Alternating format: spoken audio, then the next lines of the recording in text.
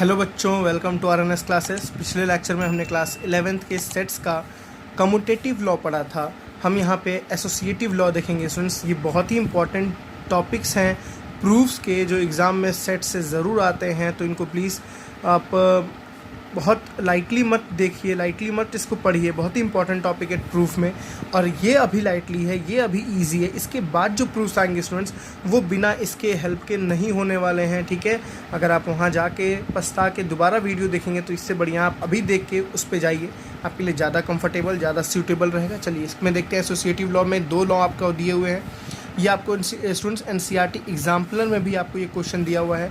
कितना इंपॉर्टेंट है आप इसको समझ रहे होंगे। एग्जाम्पलर में काफ़ी अच्छे क्वेश्चन ही दिए होते हैं हमेशा।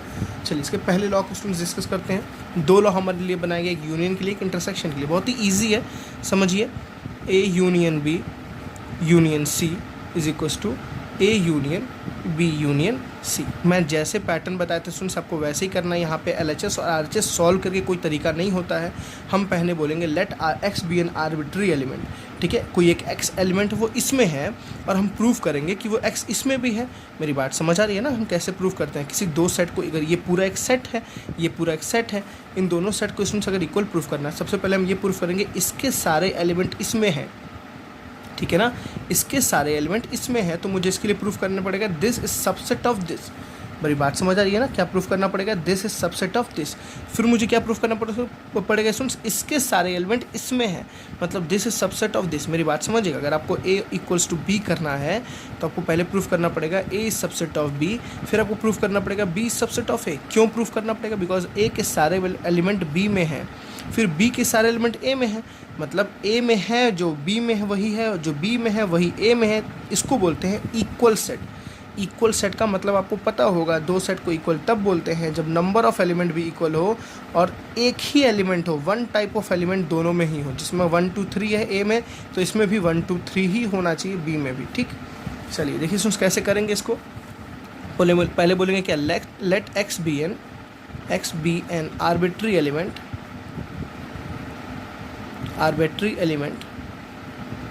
ठीक है ना। और x बिलोंग्स टू, x किस में है? इस सेट के अंदर है, इस सेट के अंदर है a union b union c। समझिएगा, एकदम आराम से समझिएगा। x इस सेट के अंदर है। अब स्टूडेंट्स ये देखिए, ये क्या है? This union this, this union this. अगर स्टूडेंट्स x इस पूरे सेट के अंदर है, इस दिस यूनियन दिस के अंदर है, तो यूनियन का आपको मतलब पता होगा। मैं यहाँ बोल सकता हूँ ना, x belongs to A union B. X नहीं तो इसमें होगा, ठीक है ना, समझिएगा। नहीं तो एक्स इसमें होगा, नहीं तो मतलब और एक्स बिलोंग्स टू सी। मेरी बात समझ आ रही है ना।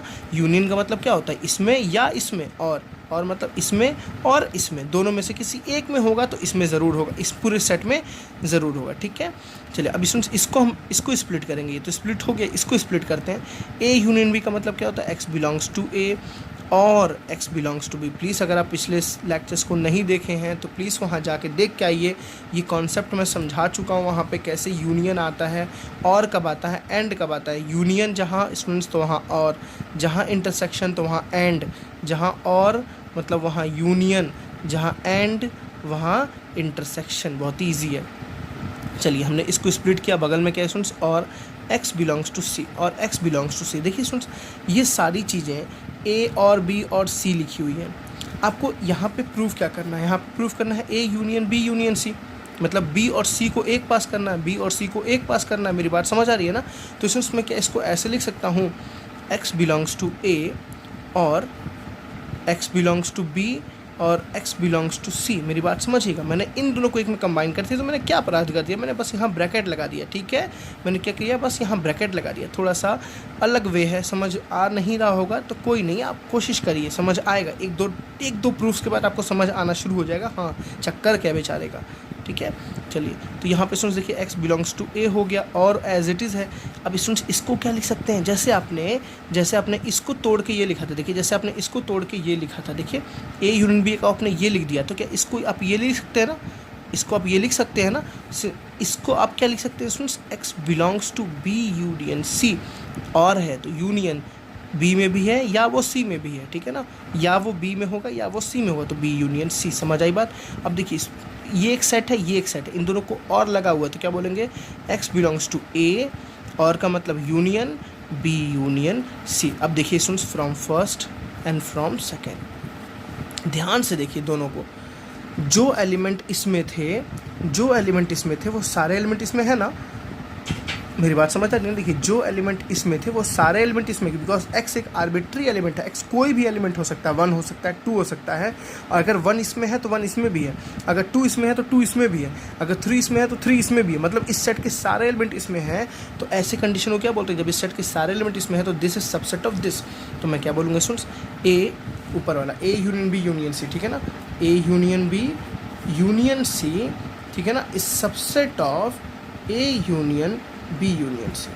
मेरी बात समझ आई ना? मतलब हमने क्या दिखा दिया, इस सेट के सारे एलिमेंट इसके अंदर। अब स्टूडेंट बार बार आपको इसको भी ये नहीं प्रूफ करने की ज़रूरत है, मैंने पिछले लेक्चर में करके दिखाया था आपको समझाने के लिए। आपको यहाँ ये प्रूफ करने की ज़रूरत नहीं कि इस सेट के भी सारे एलिमेंट इसमें होंगे। आप सिमिलरली, क्योंकि आप सिमिलर स्टेप तो ही करोगे ना, ये बस इसके जगह आप ये लिख दोगे, ठीक है, और रिजल्ट में ये आ जाएगा। तो आप क्या बोलोगे? सिमिलरली इस सेट के सारे एलिमेंट इसमें हैं तो A union B union C, इस सेट के भी सारे एलिमेंट इसमें होंगे, इस subset of A union B union C. मेरी बात समझ आ रही है ना? तो फ्रॉम दिस एंड दिस, इस सेट के सारे एलिमेंट इसमें हो गए, इस सेट के सारे एलिमेंट इसमें हो गए। तो सुनो हम क्या बोल सकते हैं? A union B union C is equals to A union B union C. मेरी बात समझ आ गई ना? बहुत इंपॉर्टेंट है स्टूडेंट्स, लाइटली मत लीजिएगा इसको, ठीक है? समझ बात आई? चलिए इसका नेक्स्ट पार्ट करते हैं। इंटरसेक्शन फॉर्म में है, फॉर्मेट सेम है, सब कुछ सेम है, बस वो क्या लिख दिया? इंटरसेक्शन फॉर्म में लिख दिया, ठीक है? चलिए देखिए,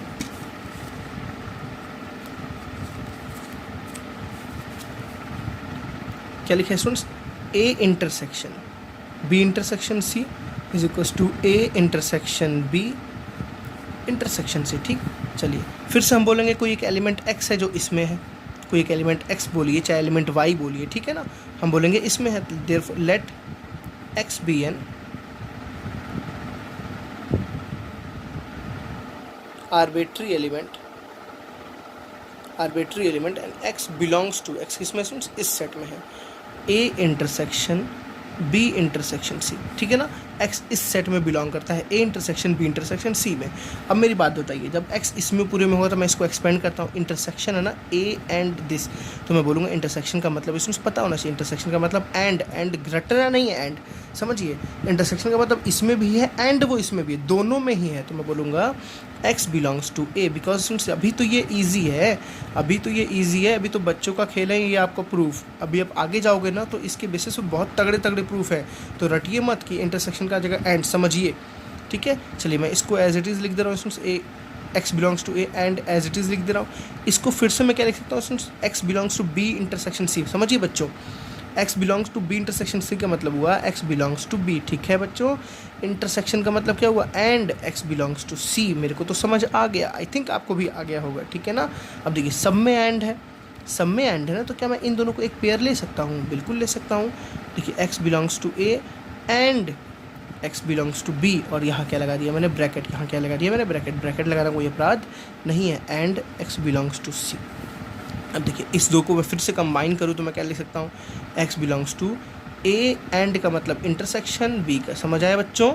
x belongs to a intersection b, and का एंड ही रहेगा, x बिलोंग्स टू c रहेगा। अब देखिए this and this intersection this, ठीक है ना।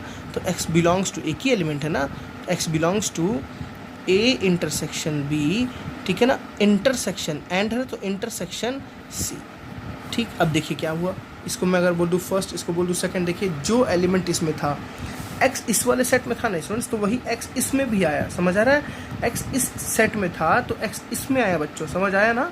मतलब अगर इसमें 1 रहेगा तो इसमें भी 1 है, इसमें 2 है तो इसमें भी 2 है, इसमें 3 है तो इसमें भी 3 है। इस सेट के सारे एलिमेंट इसमें है बच्चों, इस सेट के सारे एलिमेंट इसमें है। तो मैं क्या बोलूँगा? a intersection b intersection c के सारे एलिमेंट इस subset of a intersection b intersection c, समझ आया ना। सिमिलरली जैसे मैंने इससे ये प्रूफ किया, वैसे मैं इसको ये प्रूफ करूँगा तो क्या लिखूँगा? Similarly a intersection b intersection c। देखिए देश इसके सारे एलिमेंट में इसमें प्रूफ करूँगा, ठीक है ना। तो सॉरी,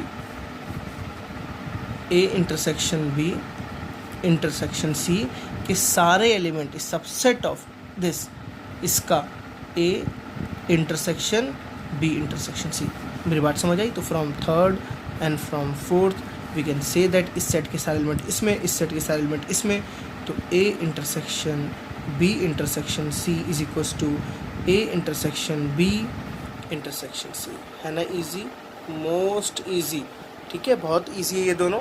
ठीक है, चलिए नेक्स्ट लेक्चर में मिलते हैं स्टूडेंट्स डिस्ट्रीब्यूटिव लॉ को लेके। So thank you, bye bye.